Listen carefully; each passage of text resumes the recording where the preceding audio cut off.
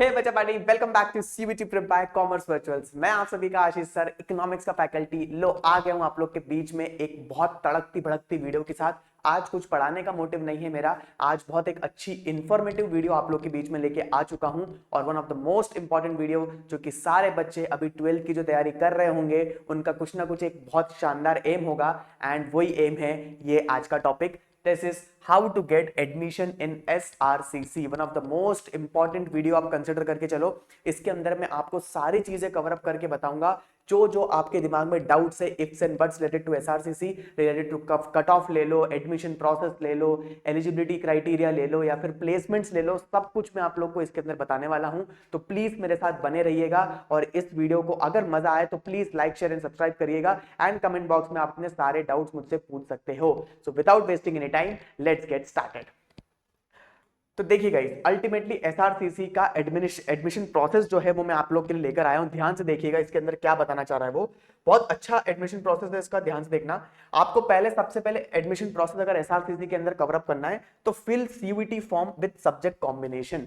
ठीक है बेटा, तो ध्यान रखना, अगर आप सब्जेक्ट कॉम्बिनेशन अगर आपने नहीं किया, सीयूईटी फॉर्म भरना पड़ेगा फरवरी की लास्ट डेट और इसके बेस पे फर्स्ट वीक ऑफ मार्च तक स्टार्ट हो जाती है। तो उस चीज को ध्यान में रखते हुए आपको सीयूईटी का फॉर्म भरना पड़ेगा। पर उसके अंदर आपको टारगेट करना पड़ेगा, अगर एसआरसीसी टारगेट कर रहे हो ना मेरा बेटा, तो आपको क्या ध्यान रखना पड़ेगा, subject combination is very important. Subject combination क्या है, ध्यान से देखो, अकाउंट्स एंड मैथमेटिक्स इधर लिखा हुआ है। जो बच्चा बीकॉम ऑनर्स के एंगल से अगर मैं बताऊं या फिर बीए इकोनॉमिक ऑनर्स के एंगल से मैं बताऊं, तो मैं इसमें लेके चल रहा हूं कि अकाउंट्स और अप्लाइड मैथ्स का कॉम्बिनेशन लेके चलना पड़ेगा। समझ में आया? कोई एक आपको सेलेक्ट करना पड़ेगा इसके अंदर फंडा। नेक्स्ट आपका एक लैंग्वेज सब्जेक्ट है, वो इंग्लिश के बेसिस पे अगर आप लेते हो तो वो मैंने लिख दिया। जीएटी तो ऑब्वियसली जनरल एप्टीट्यूड टेस्ट तो आपको उसके हिसाब से लेना ही करना है। और फिर ये आपके दो डोमेन सब्जेक्ट आपके आ जाते हैं, एक होता है आपका इकोनॉमिक्स और एक होता है आपका बिजनेस स्टडीज। जनरली होता क्या है, जो आप 12th में सब्जेक्ट्स लेके आप पढ़ाई कर रहे हो ना, जनरली बच्चा उसी के कॉम्बिनेशन को लेके आगे बढ़ने की कोशिश करता है। So that is a very best combination, मेरे ख्याल से वो चीज आपको ध्यान में रखनी पड़ेगी। बट अगर 12th में स्कोर अगर 50% से अगर कम किया तो मुन्ना बहुत खराब स्थिति हो जाएगी। इसलिए अभी जो 12th का बच्चा ध्यान दे रहा है, जो मेरी वीडियो सुन रहा है, तो प्लीज 12th की प्रिपरेशन अच्छी करना ताकि 12th में अच्छा स्कोर कर पाओ। 50+ % is mandatory to get into SRCC वाला एंगल, ये चीज ध्यान रखना। नेक्स्ट है आपका टेक सीयूटी एग्जामिनेशन, मतलब आप जब फॉर्म फिल कर दोगे, जब आपके डेट्स अलोकेट हो जाएंगे आप लोग को, तो प्लीज आप सीयूटी का एग्जाम बढ़िया तरीके से फॉर्म दो। क्योंकि अगर पढ़ाई कम से कम रह गई ना बेटा, तो फिर मजा आएगा नहीं। सीयूटी का कोई भी फॉर्म भर दोगे कोई मतलब नहीं रहने वाला। इसलिए फॉर्म के बाद पढ़ाई इज वेरी इंपॉर्टेंट और एग्जामिनेशन में बढ़िया तरीके से अपने घंटों नहीं, अपने बहुत सोच समझ के स्ट्रैटेजीज के साथ एप्लीकेबल करके आना और सीयूटी बहुत शानदार तरीके से क्रैक करके आना। ठीक है, एक और प्रोसेस के अंदर लिखी हुई है, रजिस्टर एट CSAS पोर्टल के सेसास बोलते हैं, बट ठीक है, CSAS पोर्टल है। उसका एक्चुअली में क्या है, कॉमन सीट एलोकेशन सिस्टम है, जो कि एसआरसीसी के पोर्टल के अंदर आपको करना पड़ेगा। आप जब एग्जामिनेशन देके आ जाओगे तो उसके बाद आपको डेफिनेटली इसके अंदर रजिस्टर करना है। अगर नहीं किया तो फिर दिक्कत हो जाएगी। फिर मत कहना कि सर आपने तो ये चीज बताई नहीं थी, इसलिए मैंने इसके अंदर पहले ही मेंशन कर दी, ताकि एसआरसीसी एडमिशन प्रोसेस के अंदर मैंने बहुत क्लियरली मेंशन करा हुआ है, CSAS पोर्टल भी आपको फिल करना पड़ेगा, रजिस्टर करके आना पड़ेगा। उसका एक्चुअली में कॉमन सीट एलोकेशन सिस्टम उसका मीनिंग होता है। फंडा क्लियर हो गया? नेक्स्ट देखो, नेक्स्ट आप लोग के लिए how to get the admission के लिए मैंने क्या 3 फेज बना के रखे बेटा, ये चीज ध्यान रखना। 3 फेज आप लोग के लिए बहुत होने वाला है। पहला फेज होगा आपका बेसिक रजिस्ट्रेशन प्रोसेस। जो आप बेसिक रजिस्ट्रेशन प्रोसेस कंप्लीट करना चाह रहे हो ना, तो वो आपको प्रोसेस पूरी रजिस्ट्रेशन कंप्लीट करनी पड़ेगी। उसमें आपके डॉक्यूमेंटेशन का बहुत ध्यान रखना, अगर वो चीज इधर उधर हुई तो फिर कहानी उलझ जाएगी। इसलिए बहुत केयरफुली विथ योर पेरेंट्स या गार्डियन के साथ बैठ के आप उस चीज को फिलअप करना, ताकि उसमें कोई दिक्कत ना आए। सेकंड फेज आपका क्या बताता है, preference on filling the courses of college. मतलब देखो, आप पहले कौन सा कोर्स देखना चाह रहे हो, बीकॉम ऑनर्स या बीए इकोनॉमिक ऑनर्स, वो आप पहले बहुत प्रिसाइज तरीके से आपका जो फ्यूचरिस्टिक गोल है उसके बेसिस पे आप डिसाइड कर लो। उसके बाद प्रेफरेंस कौन सी कॉलेजेस की कौन कौन सी प्रेफरेंस है, हिंदू कॉलेज हो गया और बहुत सारे इसके अंदर कॉलेजेस आते हैं, तो वो आप लोग को देख के समझना पड़ेगा कि आपका और प्रेफरेंस क्या है एसआरसीसी के अलावा। तो वो चीज आप रैंकिंग के बेसिस पे वो चीज डिनोट कर सकते हो। फंडा क्लियर हो गया?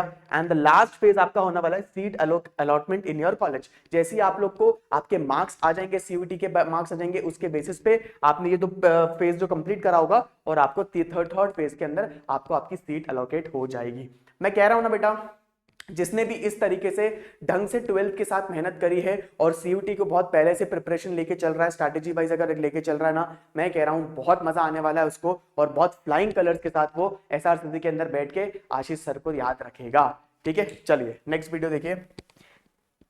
नेक्स्ट स्लाइड में क्या है, बहुत इंपॉर्टेंट बेटा, ये सबसे इंपॉर्टेंट क्राइटेरिया है एक्चुअली में। एलिजिबिलिटी क्राइटेरिया क्या होता है, बहुत बच्चों के दिमाग में डाउट होता है, ध्यान से देख लो, नोट डाउन कर लो। आप लोग के सामने स्क्रीन पे मैंने बिल्कुल बहुत अच्छे से क्रिस्प बहुत सिंपल तरीके से लिखा हुआ है। पहला, अगर जो बच्चा बीकॉम ऑनर्स को सेलेक्ट करना चाह रहा है, जो बच्चा बीकॉम ऑनर्स को ऑप्ट करेगा, उसके लिए क्या क्या होने वाला है ध्यान से देखना। एनी वन लैंग्वेज, लैंग्वेज की बात चल रही है तो लैंग्वेज आपने सेलेक्ट कर लिया, जनरली लोग इंग्लिश लेके चल देते हैं, बट ठीक है, language is one of the most aspect main criteria, इसलिए मैंने एनी वन लैंग्वेज लिख दिया है। आप लोग के अपने प्रेफरेंस के अकॉर्डिंग आप उसे सेलेक्ट कर लेना। ठीक है, नेक्स्ट है जो बीकॉम ऑनर्स का पर्सपेक्टिव है, उसमें ध्यान से देखो, अकाउंटेंसी और मैथमेटिक्स अप्लाइड के रूप में लिखा हुआ है। तो एसआरसीसी ये कहता है कि जो बच्चा बीकॉम ऑनर्स हमारे यहां से अगर जो ऑप्ट करना चाह रहा है, या तो उसका अकाउंटेंसी एक सब्जेक्ट तो होना ही होना है, या तो उसके बाद मैथमेटिक्स अप्लाइड लेवल पे लेके चलना पड़ेगा, उसमें से कोई भी एक चीज सेलेक्ट कर सकता है। तो ये है आपके लिए वो चीज की क्लैरिटी। दूसरा बोल रहा है टू डोमेन सब्जेक्ट्स। अब टू डोमेन सब्जेक्ट्स बेटा कौन से हो गए, 12th में आप लोग ने इसके अकाउंट्स के अलावा और क्या पढ़ा, आपने इकोनॉमिक्स पढ़ा और बिजनेस स्टडीज पढ़ा, तो ये दो आपके डोमेन सब्जेक्ट्स भी इसके अंदर कवर अप हो जाते हैं। तो ये है आपका एलिजिबिलिटी क्राइटेरिया, जो कि कॉम्बिनेशन वाइज जो सेलेक्ट करना रहता है। So this is the BCom honours का फंडा। इज इट क्लियर और नॉट? नेक्स्ट अगर अपन आते हैं BA economic honours, this is also very popular course, जो अभी इतना मैं बोल रहा हूँ रिसेंट टाइम से बहुत डेवलप हुआ है, बहुत लोगों ने इसमें इंटरेस्ट जगाया है। इकोनॉमिक्स लेवल पे बहुत बहुत आरबीआई लेवल पे अगर बहुत लोग जो बोलते हैं ना बीए इकोनॉमिक्स ऑनर्स को बहुत लोग कर रहे हैं। So it's a very prestigious course. तो इसका अंदर देखो क्या है, अगला इसमें वही एनी वन लैंग्वेज, तो उसके अंदर भी कवर अप करके रखा हुआ है। मैथमेटिक्स अप्लाइड इज कंपलसरी, ये चीज आप ध्यान रखना। इसमें अकाउंट्स नहीं लिखा मैंने, इसमें मैथमेटिक्स जो है आपके अप्लाइड मैथमेटिक्स इज कंपलसरी, तो वो इसके अंदर मेंशन आएगा। और आपके दो अदर सब्जेक्ट कौन कौन से हो गए, इकोनॉमिक्स तो है ही, इकोनॉमिक्स के साथ साथ आपका बिजनेस स्टडीज का तड़का भी लगेगा। तो इस वे में आपका eligibility criteria for BA economic honours and BCom honours भी यहां पर कवर अप हो जाता है। इज इट क्लियर और नॉट? इससे ज्यादा आपको समझने की जरूरत नहीं है, दिस इज फुल फ्लेजेड में इसके अंदर सब कुछ कवर करता जा रहा हूं, तो इसलिए टेंशन मत लेना। ये वीडियो एक बार देख लोगे, आप लोग के सारे डाउट्स क्लियर हो जाएंगे, और उसके बाद भी अगर कोई डाउट रहता है तो प्लीज कमेंट बॉक्स में मुझे बताना, मैं उसको रिवर्ट करके आपको सॉल्व करवा दूंगा। ठीक है, नेक्स्ट देखिए।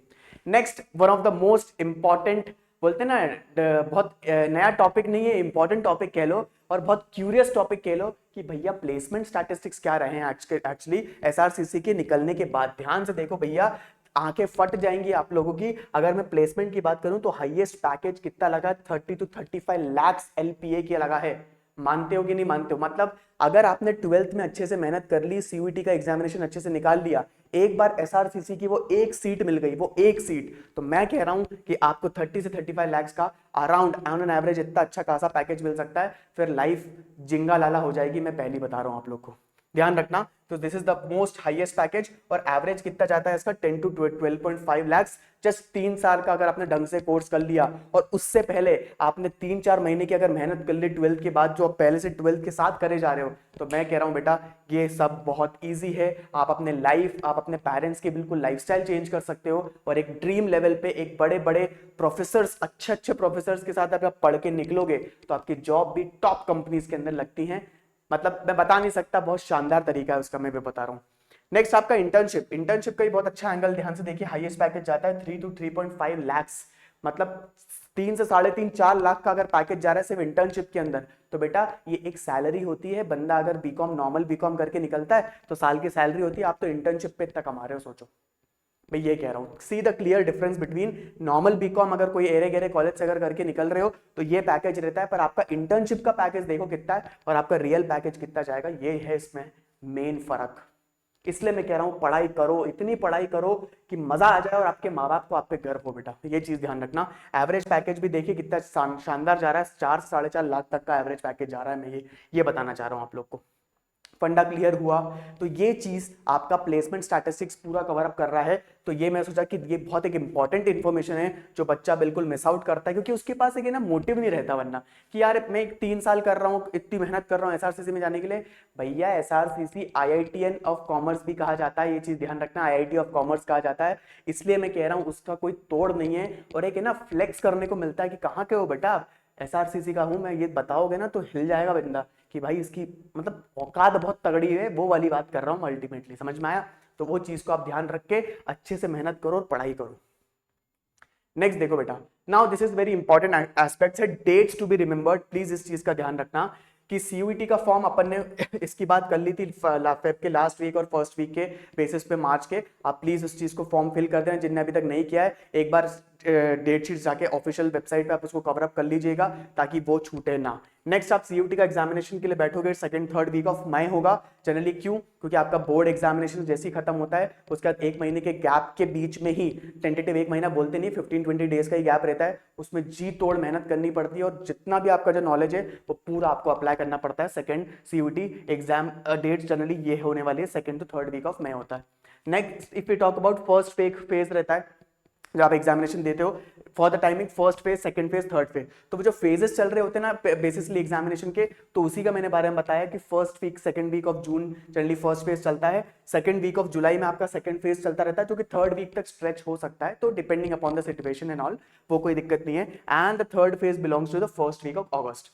तो इसमें आपके बहुत सारे बोलते हैं ना इफ्स एंड बट्स आएगा कि भाई कितने क्या एग्जामिनेशन आए, मार्क्स कितने आ गए, वो सब आप लोग को बहुत उसके बेसिस पे आप डिसाइड करोगे what to do and how to further proceed accordingly. तो ये चीज आप लोग को बहुत इन फेजेस में चलेगा, आपको टूटना नहीं है, आपने जो मेहनत करी वही आपका रिजल्ट मिला होगा। तो इसलिए अभी भी टाइम है, तो प्लीज मेहनत करो। और यहाँ पर देख लो फर्स्ट डे ऑफ कॉलेज जब आप बैठोगे, वो सीट जो एक पालोगे ना बेटा, मैं कह रहा हूँ मजा आ जाएगा। और फिर आप बहुत शानदार तरीके से अपना करियर को एक ब्लूमिंग लेवल पे आप स्टार्ट कर सकते हो, फिर आगे पीछे पलट के देखने की जरूरत नहीं पड़ेगी आपको।